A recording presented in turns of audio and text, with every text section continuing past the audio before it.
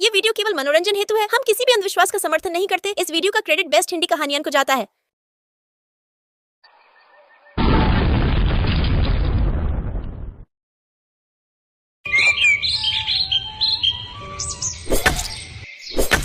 साधु महाराज, हमारे राज्य की प्रजा बहुत दुखी है।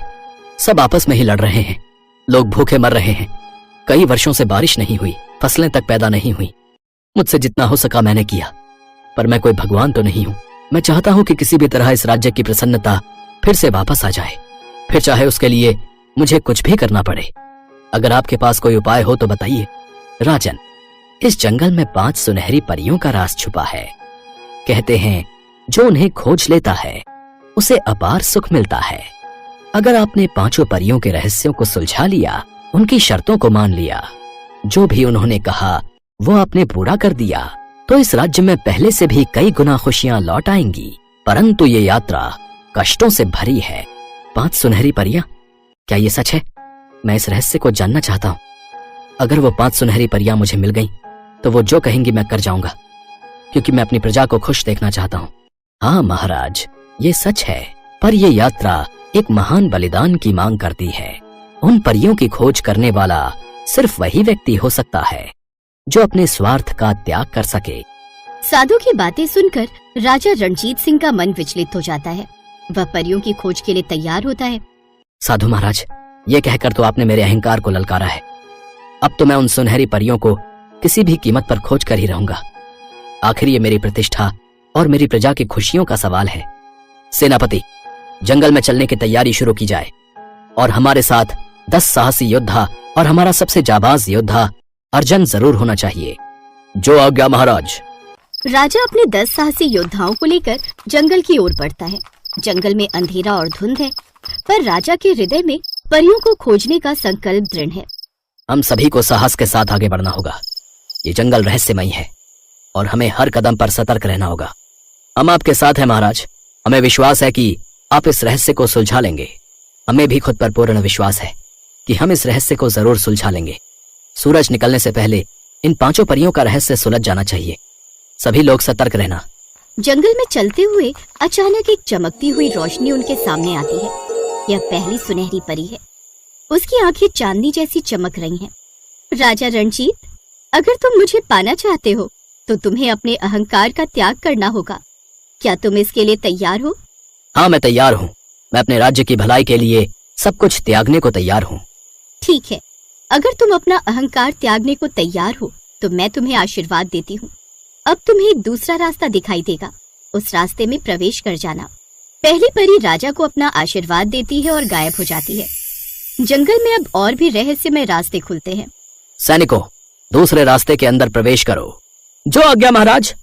आगे चलते हुए राजा और उसके योद्धा एक गहरी झील के पास पहुंचते हैं। वहां दूसरी सुनहरी परी प्रकट होती है। क्या तुम दूसरी सुनहरी परी हो? तुमने बिल्कुल सही पहचाना। मेरा नाम है राजा रणजीत सिंह। बताओ, तुम्हें पाने के लिए मुझे क्या करना होगा? मुझे पाने के लिए तुम्हें अपने लालच को छोड़ना होगा। क्या तुम त्याग कर सकोगे? मुझे मेरे राज्य के लोगों की भलाई के लिए ये करना होगा। मैं किसी भी प्रकार के स्वार्थ का त्याग करूंगा। कमाल है, इतने बड़े राजा होकर तुमने सबसे पहले अपना अहंकार त्याग दिया, उसके बाद तुमने अपना लालच भी त्याग दिया। आजकल ऐसे राजा देखने को नहीं मिलते, पर अगर तुम अपना लालच त्यागने को तैयार हो तो मैं तुम्हें आशीर्वाद देती हूँ। अब तुम आगे का रास्ता तय करो राणा रणजीत सिंह। दूसरी परी उसे आशीर्वाद देकर गायब हो जाती है। राजा के चेहरे पर एक नई चमक आ जाती है। देखा अर्जुन, तुम्हारा और मेरा विश्वास काम कर रहा है। हम अभी तक 2 सुनहरी परियों के रहस्य को सुलझा चुके हैं। अब बाकी बची 3 परियों को भी हमें हासिल करना होगा। देखते हैं आगे क्या होता है। महाराज, हम बाकी की 3 परियों के रहस्य को भी सुलझा लेंगे। मुझे पूरा भरोसा है। अगर आप अपनी प्रजा के लिए अहंकार और लालच छोड़ सकते हैं तो फिर आप कुछ भी कर सकते हैं। चलिए आगे का रास्ता तय करते हैं। रात काफी गहरी हो चुकी है। राजा और उसके योद्धा एक पहाड़ी की चोटी पर पहुंचते हैं। वहां पर एक विशाल अजगर का आतंक है। तीसरी सुनहरी परी उस अजगर के ऊपर उड़ रही है। सैनिकों, घबराना मत। 2 परियों का आशीर्वाद तो हमें आसानी से मिल गया, लेकिन असली युद्ध तो अभी बाकी है। इन अजगरों को देखकर डरना मत। फिक्र मत कीजिए महाराज, हम राजा रणजीत सिंह के योद्धा हैं, कोई साधारण योद्धा नहीं। अगर आप लोग आपस में ही बातें करते रहेंगे तो मेरा समय बर्बाद हो जाएगा और मैं यहाँ से चली जाऊंगी। मेरे पास सिर्फ एक निश्चित समय अवधि होती है। माफ कीजिए, आपको पाने के लिए मुझे क्या करना होगा? अपने अहंकार और लालच का त्याग तो मैं पहले ही कर चुका हूँ। अब क्या बाकी है? अभी 3 चीजें और पार करनी है तुम्हें, जिनमें से तीसरी चीज मैं बताती हूँ। अगर तुम मुझे पाना चाहते हो तो तुम्हें अपने डर का सामना करना होगा। अजगर को हराने के लिए तुम्हारे अंदर का साहस जरूरी है। हम मिलकर इस चुनौती का सामना करेंगे। हमारे भीतर का साहस ही हमारी सबसे बड़ी ताकत है। राजा और उसके योद्धा मिलकर अजगर का सामना करते हैं। कई कठिनाइयों के बाद वे अजगर को हराने में सफल होते हैं। तीसरी परी राजा को उसका इनाम देती है। अब राजा और उसके योद्धा जंगल के और गहरे हिस्से में पहुंचते हैं, जहां एक मंदिर के पास चौथी सुनहरी परी प्रकट होती है। मुझे पाने के लिए तुम्हें अपने सबसे प्रिय व्यक्ति को खोने के लिए तैयार होना होगा। क्या तुम इसे स्वीकार करोगे? अगर मेरे बलिदान से राज्य की भलाई हो सकती है तो मैं ये निर्णय लेने के लिए तैयार हूँ। बताइए, मुझे किसे खोना होगा? वो इस वक्त यहीं पर तुम्हारे साथ मौजूद है। तुम्हें अपने सबसे बलशाली, सबसे भरोसेमंद, सबसे ताकतवर योद्धा अर्जुन को खोना पड़ेगा। अपनी जान की आहुति देनी होगी अर्जुन को। यह सुनकर राजा रणजीत सिंह 1 मिनट के लिए शांत हो गया। उसके चेहरे से पसीना छूट गया। वो बड़ी दुविधा में था। महाराज, आप इतना क्या सोच रहे हो? सोचिए, अगर आपको 5 सुनहरी परियों का आशीर्वाद मिल गया तो मर रही प्रजा की खुशियां लौट आएंगी। और वैसे भी मैं तो आपका योद्धा हूँ। युद्ध में कभी भी मेरी जान जा सकती है। मैं आपके लिए ही बना हूँ। मैं अपनी जान देने के लिए तैयार हूँ। ठीक है, मैं अपने सबसे प्रिय योद्धा अर्जुन का बलिदान देने के लिए तैयार हूँ। ठीक है, तो तुम्हारा आखिरी दरवाजा खुलने के लिए तैयार है। प्रवेश करो। राजा का सबसे प्रिय योद्धा अर्जुन अपनी जान देने के लिए तैयार हो जाता है। अर्जुन के बलिदान के बाद चौथी परी राजा को आशीर्वाद देती है और गायब हो जाती है। अब केवल एक परी बची है। राजा और उसके बचे हुए योद्धा एक रहस्यमयी गुफा में प्रवेश करते हैं। वहाँ 5वीं सुनहरी परी प्रकट होती है। मैंने चारों परियों के रहस्य को सुलझा लिया है और उन्होंने जो भी कहा वो मैंने पूरा किया। अब आप बताइए, आप आखिरी सुनहरी परी बची हैं।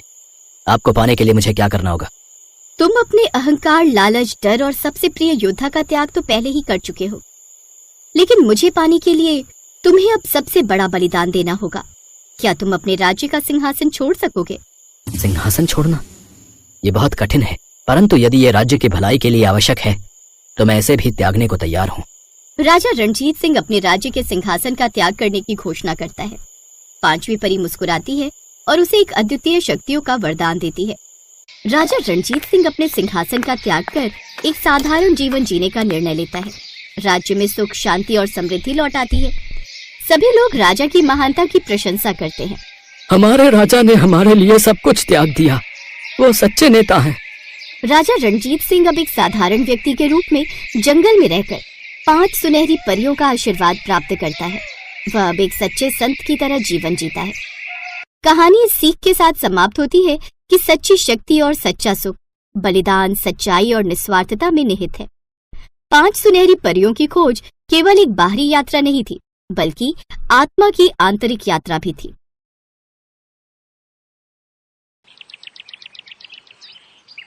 अरे यार शीतल, क्या कर रही है? जल्दी आ। मेकअप कर रही हूँ माँ, आती हूँ। शीतल मेकअप करने के बाद बाहर आई। उसकी माँ पहले से ही बाहर इंतजार कर रही थी। दोनों मंदिर जाने वाले थे। मेकअप करने में कितना टाइम लगता है बेटी? टाइम लगता है माँ, आप नहीं समझोगे। हाँ हाँ, मैं तो बुढ़ी हो गई हूँ, मैं कैसे समझूंगी। लेकिन बेटी, घर का काम काज भी तो सीखना पड़ेगा, नहीं तो ससुराल जाके क्या करेगी? हाँ, वहाँ भी मेकअप ही करूंगी माँ। मैं तो एक ब्यूटी पार्लर खोलूंगी। अच्छा, और घर का काम कौन करेगा? नौकरानी रख दूंगी। ब्यूटी पार्लर से बहुत पैसा आएगा। बहुत अच्छा मेकअप करती हूँ मैं। और अगर तेरी सास ने तुझे काम नहीं करने दिया तो सास बदल लूंगी। तू भी ना बेटी, कुछ भी बोलती है।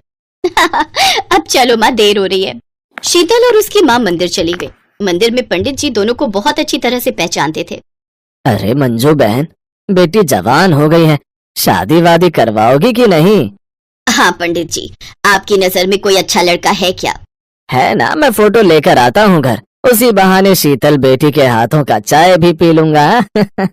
पंडित जी शाम को एक लड़के का फोटो लेकर घर आए। लड़के का फोटो देखकर शीतल शादी के लिए मान गई। लड़के का नाम मुकुंद था और वो किराने की दुकान चलाता था। और 1 महीने के अंदर शीतल की शादी हो गई। ससुराल को लेकर हर लड़की की तरह शीतल के मन में भी बहुत सारे सपने थे, लेकिन हर लड़की की तरह शीतल के सपने भी टूटने वाले थे। शीतल की सास का नाम बिमला था और वो बहुत खड़ूस थी। बिमला ने शीतल से कहा, बहू, इस घर में हम 4 लोग हैं। मैं, मेरा पति, मेरा बेटा और मेरी बेटी। तुम्हें मिलाकर 5। हर रोज 5 लोगों के लिए खाना बनाना पड़ेगा। खाना? लेकिन मुझे तो खाना बनाना नहीं आता। क्या खाना बनाना नहीं आता? पंडित जी ने तो कहा था कि तुम अच्छी संस्कारी और सुशील लड़की हो। हाँ माँ जी, वो तो मैं हूँ। क्यों, सुशील लड़की होने के लिए खाना बनाना जरूरी है क्या? अरे अरे अरे, ये देख बेटा, तेरी बहू घर आते ही मुझसे जबान लड़ा रही है। इसे खाना बनाना भी नहीं आता। पंडित जी ने रिश्ता भेजा था, इसीलिए हमने ज्यादा पूछताछ ना करके ही शादी फाइनल कर लिया। लेकिन हमारे साथ धोखा हो गया है बेटा, धोखा हो गया है। अरे ये तो गजब बात हो गई। मैंने खाना बनाना नहीं सीखा, लेकिन मुझे कुछ और काम आता है। शीतल के ससुर ने पूछा। क्या काम आता है तुम्हें? मुझे ब्यूटी पार्लर का काम आता है। मुझे मेकअप करना बहुत अच्छा लगता है और मैं एक ब्यूटी पार्लर भी खोलना चाहती हूँ। क्या ब्यूटी पार्लर खोलना चाहती हो? हाय हाय हाय, ये कैसी बहू लाई मैं, ये तो बाहर काम पर जाना चाहती है। शीतल समझ गई कि इस घर में उसका सपना पूरा नहीं हो सकता। शाम को जब शीतल रसोई में खाना बनाने की कोशिश कर रही थी, तभी वहाँ उसकी ननद पल्लवी आई। भाभी लाइए, मैं आपकी मदद कर देती हूँ। अरे ननद जी, बहुत बहुत धन्यवाद। मुझसे तो ये हो ही नहीं रहा था। बस वो माँ को मत बताना, वो सुनेंगी तो मुझ पर गुस्सा करेंगी। एक बात पूछूं पल्लवी, ये तुम्हारे घर वाले मेरे ब्यूटी पार्लर में काम करने की बात सुनकर चिढ़ क्यों गए? ये सब पुराने ख्यालात के लोग हैं भाभी। आप और हम मॉडर्न हैं, हमारे ख्यालात इनसे नहीं मिलेंगे। सच बताऊं भाभी, मुझे भी ब्यूटी पार्लर खोलने का बहुत शौक है, लेकिन मुझे मेकअप नहीं आता अच्छे से। अरे वाह, चिंता मत करो, मैं सिखा दूंगी तुम्हें सब कुछ, और फिर दोनों मिलकर ब्यूटी पार्लर खोलेंगे। एक तरफ से बदसूरत लड़कियों को घुसाएंगे और दूसरी ओर से उन्हें खूबसूरत बनाकर निकालेंगे। पल्लवी शीतल के पास छुप छुप कर मेकअप का काम सीखने लगी। पल्लवी बाहर कॉलेज ट्यूशन जाती थी, उसकी काफी जान पहचान थी। एक दिन पल्लवी ने शीतल से कहा, भाभी एक शादी का काम है, करोगी? अच्छा खासा पैसा मिलेगा।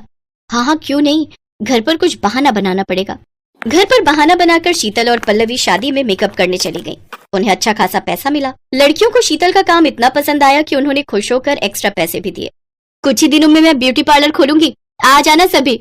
इसी तरह शीतल छुप छुप कर शादियों में मेकअप का काम करने लगी। धीरे धीरे पैसा जमा करके उसने एक छोटा सा ब्यूटी पार्लर खरीद भी लिया। अब बस सामान खरीद कर ब्यूटी पार्लर का काम शुरू करना था। लेकिन तभी यह खबर बिमला के कानों में पहुंच गई। क्या तुमने ब्यूटी पार्लर खोला है? हमारे घर की बहू होकर बाहर काम पर जाना चाहती हो? हाँ, हमने बार बार मना किया था ना, करम जली। मुकुंद ने शीतल को एक थप्पड़ मारा। शीतल नीचे गिर पड़ी, उसका सर दीवार से टकरा गया और उसकी मौत हो गई। अरे बेटा, ये क्या किया तूने? मार कैसे डाला? मैं तो सिर्फ थप्पड़ मारना चाहता था, लेकिन ये क्या हो गया? जल्दी बॉडी को छिपा दो, नहीं तो गड़बड़ हो जाएगी। तीनों ने शीतल की बॉडी को उसी ब्यूटी पार्लर के नीचे जमीन में दफना दिया। पल्लवी घर लौटकर भाभी को ढूंढने लगी तो बिमला ने कहा, भाग गई है वो, अब से इस घर में उसका नाम भी मत लेना। लेकिन अगले ही दिन अचानक से मुकुंद की दुकान पर आग लग गई। अचानक से कमाई का एकमात्र जरिया बंद हो गया। ये पापी पेट लोगों से क्या क्या करवाता है। भूख के मारे बिमला को उस ब्यूटी पार्लर की याद आई। पल्लवी बेटी, तुझे भी थोड़ा बहुत मेकअप आता है ना, जा तू ब्यूटी पार्लर चला। लेकिन माँ, मुझे अच्छी तरह से नहीं आता है। अरे तू 2-3 दिन जा तो सही, सब कुछ सीख जाएगी। पल्लवी ब्यूटी पार्लर में गई, लेकिन उसका हाथ कांप रहा था। उसे ज्यादा कुछ आता भी नहीं था, इसीलिए वो बहुत ज्यादा टेंशन में थी। तभी एक औरत आई। तुम बाल काट सकती हो ना? मेरे बाल ठीक से काट दो, मुझे शादी में जाना है। वो औरत बैठ गई, लेकिन पल्लवी ने डर के मारे कैंची पर हाथ भी नहीं दिया। उस औरत ने आंखें बंद कर ली। तभी पल्लवी ने देखा अचानक से कैंची अपने आप हवा में तैरने लगी और वो कैंची अपने आप ही उस औरत के बाल काटने लगी। अरे ये क्या, ये जादू कैसे हो रहा है? बाल कटने के बाद वो कैंची अपनी जगह पर वापस आ गई। वो औरत बड़ी खुश हुई। अरे वाह, बहुत अच्छा काटा है, ये लो पैसे। पैसे देकर वो औरत चली गई, लेकिन पल्लवी को कुछ समझ नहीं आ रहा था। वो हैरान थी। तभी उसके सामने शीतल की आत्मा आई। पल्लवी हैरान मत हो, वो मैं थी। मुझे पता था कि तुम घबराई हुई थी, इसीलिए मैं तुम्हारी मदद करने के लिए आई। मैं इसी जमीन के नीचे हूँ पल्लवी। शीतल की आत्मा ने पल्लवी को सब कुछ बताया और उसे इस मर्डर का बदला लेने के लिए कहा। पल्लवी ने पुलिस में खबर की। बिमला, उसके पति और मुकुंद को अरेस्ट किया गया। पल्लवी अकेली उस घर में रहने लगी और ब्यूटी पार्लर चलाने लगी। शीतल की आत्मा उसी ब्यूटी पार्लर में रह गई, क्योंकि वही उसका सपना था और वही जादुई तरीके से लोगों का मेकअप करने लगी। पल्लवी की अच्छी खासी कमाई होने लगी और शीतल भी खुशी खुशी अपना सपना पूरा करने लगी। हेलो दोस्तों, कैसे हैं आप सब? हमारी कहानियाँ देखने के लिए हमारे चैनल को सब्सक्राइब कीजिए और हाँ, बेल आइकॉन पर क्लिक करना मत भूलिएगा।